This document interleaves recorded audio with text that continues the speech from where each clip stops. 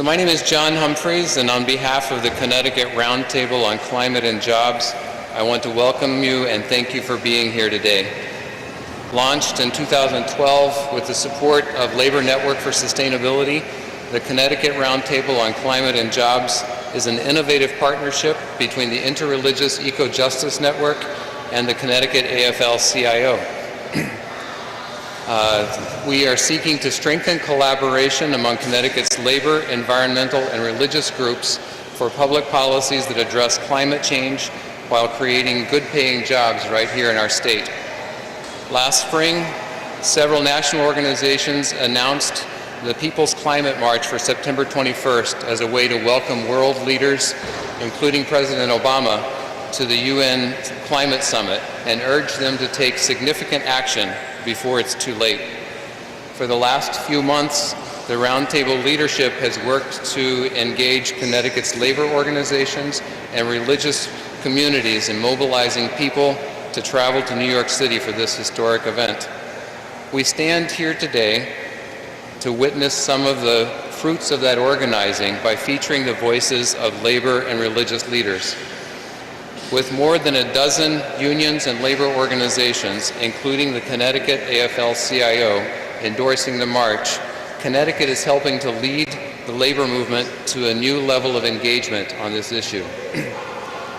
At the same time, the Roundtable has worked with our allies in the environmental movement and the peace movement, especially folks here in New Haven with the Greater New Haven Peace Council and the New Haven Friends meeting, to ensure that we can transport large numbers of Connecticut residents, including our union members and people of faith, to New York City on the train. We turned to our elected officials to help advocate with Metro North and our members of Congress, and Governor Melodie responded by providing to secure the commitment from Metro North to provide discounted fares and enhanced capacity on the day of the march. And it's with great excitement that we announce the launch of ctclimatetrain.org, where you can now purchase those discounted tickets online. So today we are gathered to thank Metro North for their collaboration, recognizing that mass transit is a critical component in a continued transition toward a green jobs economy that not only protects the climate, but also sustains the livelihoods of working families in our communities. We are very grateful to both Senator Murphy and Senator Blumenthal for their commitment and leadership on the issue of climate change. And I want to invite each of them to share some remarks. The senators will be followed by Lori Pelletier, Executive Secretary of the Connecticut Afl-Cio, whose leadership has laid the foundation for labor stepping forward here in Connecticut. And good afternoon. Thank you. On behalf of the 200,000 working men and women of the state of Connecticut who are members of the Connecticut Afl-Cio, we are proud to be a part and a partner in bringing attention to this historic event in New York City. Our members and their families understand the importance of being proactive when it comes to safety and health, job security, and retirement security. And this march that we're talking about is real-world opportunity to raise awareness that good jobs and a healthy environment are pieces of the same puzzle when it comes to workers' economic freedom. Climate change is altering the way we live and the way we work. With greater temperature and precipitation extremes, more severe storms, changing weather patterns, we are encountering new challenges and more serious hazards in the workplace. Firefighters and other emergency responders are facing longer hours and more days of taxing work with fewer financial resources. In parts of the United States, milder temperatures and colder seasons are being followed by drier weather during hot seasons. Massive fires are becoming more likely. And if you can believe it, nearly 40% of the Forest Service budget was dedicated to fire-related activities, 4 times what it was just a couple decades ago. Climate change means bigger, hotter, more expensive, and more unpredictable fires. In June of 2013, the nation was rocked when 19 firefighters died near Prescott, Arizona, as a result of a raging blaze. And as outdoor conditions tilt towards unhealthy extremes due to climate change, the poor states of our schools will also be amplified and aggravated, putting a strain on our children's ability to learn and our teachers' ability to teach. Poor ventilation and indoor air quality, moisture, and extreme temperatures are causing suffering for students and teachers, and the American Society for Civil Engineers estimates that $270 billion, with a B, dollars it will take to retrofit our schools. And when Hurricane Katrina slammed into New Orleans in 2005, with the failures of the levees, it forced an evacuation of more than 20 hospitals. And when Hurricane Sandy hit, not too far away from here, in Lower Manhattan, 1,000 patients had to be moved because of the tidal surge. And this was done by healthcare workers who were taking these patients and these premature babies down hallways that had no lighting, with no elevators and no air conditioning. So these are just a few examples of some real life and death situations with impact workers and their families. And that's why so many individual unions have signed on as co-sponsors. The American Federation of Teachers Connecticut, the Connecticut Education Association, Connecticut State Council of SEIU, the Connecticut State Council of Machinists, the Connecticut State Employees Association, SEIU Local 2001, the Connecticut Association for Retired Americans, Afl-Cio Council 4, Communication Workers of America Local 1298, Unite Here Connecticut, the United Auto Workers Region 9A, the United Electrical Workers Local 243, and 32BJ SEIU. These unions and many more understand that those opposed to clean energy and a healthy environment are the same bad actors opposed to workers' economic security.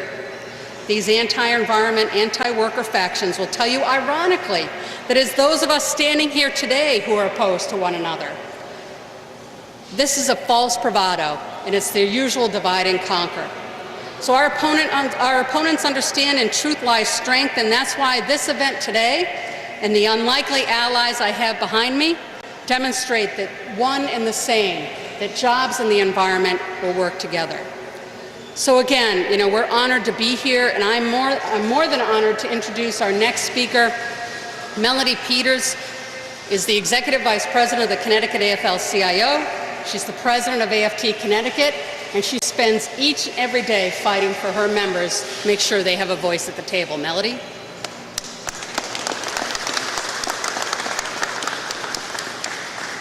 Good afternoon. First of all, let me just express on behalf of the over 29,000 members that we have in the state of Connecticut and the over 1,600,000 members we have nationally in the AFT, our thanks to Governor Melodie, Senators Blumenthal and Murphy, to the roundtable participants, and to Metro North for the advocacy and the tenacity to keep this on everybody's table. AFT is dedicated to the quality of education of our children in our classroom, but we also recognize that an advocacy for global systems that improve our children's opportunities outside of the classroom are imperative, such as an economy that works for people and the planet, a world that is safe for climate change, one that offers good, safe jobs, clean air, and a healthy community for everyone. To that end, AFT reaffirmed its commitment at their annual convention this past August in LA to reclaiming the promise of a safe and medium U.S. infrastructure, and resolve that the American Federation of Teachers will join the Afl-Cio, the Blue-Green Alliance, and other allies to advocate for resources at the federal and local levels to rebuild resilient, modern, and safe infrastructure systems, and resolve that the AFT will work with all constituencies to educate our members and our communities we work in about the dire status of our local and national infrastructure and the critical need to reclaim the promise of a world-class U.S. infrastructure. We have found over the years, and all of us here have experienced that we do our best work when we join forces for a common goal. We do our best work for allowing our citizenry to live with a quality of life lifestyle. We do our best when we work together so that all these systems are in place so that our kids can learn what they need to learn in their classrooms. I am so happy to be part of this, and I appreciate the opportunity to address you today.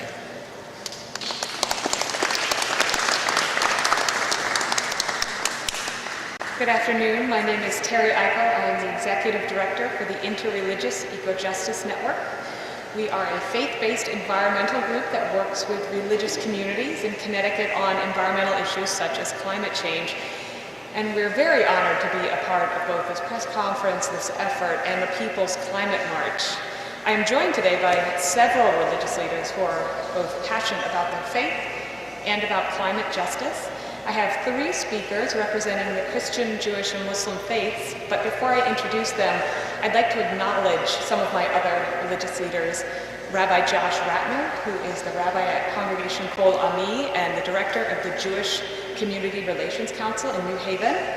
Reverend Mary Nelson Abbott, who is the regional minister for the Connecticut Conference of the United Church of Christ, and Reverend Allie Perry from Shalom Congregational.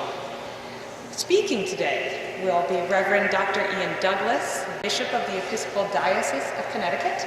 He will be followed by Rabbi Joshua Hammerman, a senior rabbi at Temple Bethel in Stamford.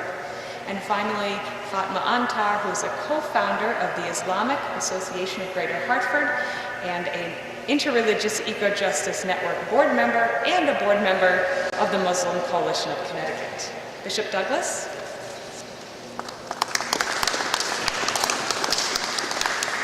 Thank you very much. In the first chapter of the book of Genesis in the Bible, we learn that God created the heavens and the earth. God brought into being the night and the day, the sky and the sea, plants and trees, the sun and the moon, fish of the ocean and birds of the air, wild animals of every kind, and finally humanity, male and female. And God saw that it was good. The goodness and abundance of creation is a manifestation of God's love for all. Yet humanity has too often turned our backs on the goodness and abundance, instead seeking our own will and distorting our relationships with God, with each other, and with creation. Such is not the way of life. Such will not ensure a sustainable future for all. People of faith must join with civic, governmental, and labor leaders to cherish and protect the goodness and abundance of creation. I give thanks that the Connecticut Roundtable on Climates and Jobs, as a partnership between the Interreligious Eco-Justice Network and Connecticut labor movements. The Episcopal Church in Connecticut, with its 60,000 members in 168 parishes and worshiping communities across our state, is an active part of the Interreligious Eco-Justice Network. And we are committed to helping make our world a more just, sustainable, and equitable reality for all people and all creation. We look forward to joining with Episcopalians from across New England as we participate in the People's Climate March on September 21st. The People's Climate March will witness to that truth, that working together, we can turn around climate change and safeguard the goodness and abundance of creation. Thank you. Rabbi Hammerman. I'm occasionally asked, why get involved in a cause like this? Why should religion get mixed up in all of this? Well, in fact, there is no cause more religious, more spiritual, more important, and more capable of uniting faiths across the board than this. And there is no time that's more urgent than this. Picking up from the theme of Genesis, there's a Jewish legend that God led Adam and Eve around the Garden of Eden. And God says, look at my works. See how beautiful they are, how excellent they are. For your sake I created them. Just don't ruin it. That's my translation. Don't spoil or destroy my world, for if you do, there'll be no one to repair it after you. So this is the first ever garden tour God is giving Adam and Eve, and they are warned. Some might say God invented Jewish guilt on that day. But he's saying, don't mess this up, because if you do, there may be a time when the sun will not rise at the end of a cold, dark night. And if that happens, God says, it will not be my fault. It will be yours. If you break it, you own it. If we can't make things work on this beautiful planet, we have only ourselves to blame. This folk tale leads us to an understanding not about the Garden of Eden long ago, but of the deep-seated religious values of our time. Climate change is real. It's a product of human action that is undeniable, categorical, incontestable, and conclusive. We, the religious community, are custodians of the traditions that teach us that we are the custodians of God's earth. At a time when our planet is in peril, we have the obligation to speak up and to act. I am proud that my congregation in Stamford has done that in a big way, constructing what we're told is the largest solar panel roof project of any congregation in this country. And I am proud that I will be marching on September 21. Thank you.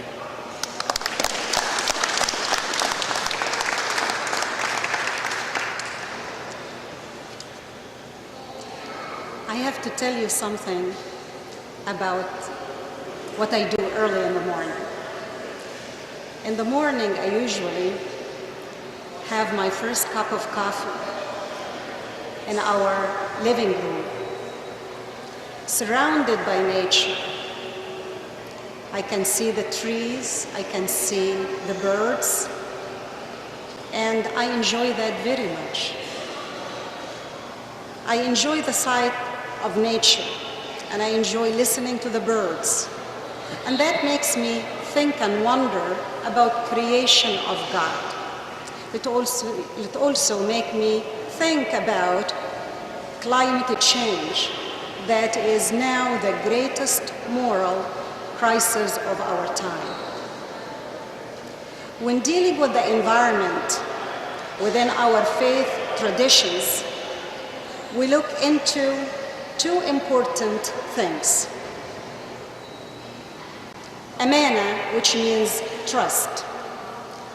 God gave us a trust, which is earth, and trusted us to take care of it. And the other concept is mizan, which means balance, that we should use God's resources without excess or waste. God gave us the tools we need to protect the environment and to live in harmony with all creatures of God. We are the guardians of God's creation, and we should not create disorder or pollution. In the Quran, Islam's revealed text, men and women are viewed as God's vicegerents on earth. God created nature in a balance, and mankind's responsibility is to maintain this fragile equilibrium through wise governance and sound personal conduct. In the Quran, God tells us, "It is God who made for you the earth, a place of settlement, and the sky a ceiling, and formed you and perfected your forms, and provided you with good things. That is God, your Lord. Then blessed is God, Lord of the worlds." Unless we take action now, we will be leaving behind a world for our children much diminished and difficult to live in. It is very important that we leave Earth in good situation for our children and for generations to come. Thank you.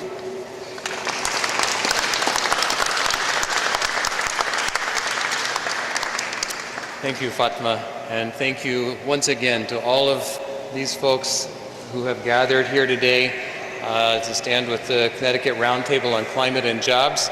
And we know that this is just one stop on a long journey that we are taking together to make a big difference. And the next phase of the journey is getting a lot of folks to hop on the train and get down to New York City.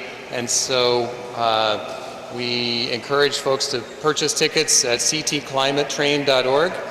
And let's give one last round of applause for all the folks that have gathered here. And again, thank you to Senators Blumenthal and Murphy for your leadership, and we will continue to support you in this and push you to work even harder. And I think folks will still be here if people have specific questions.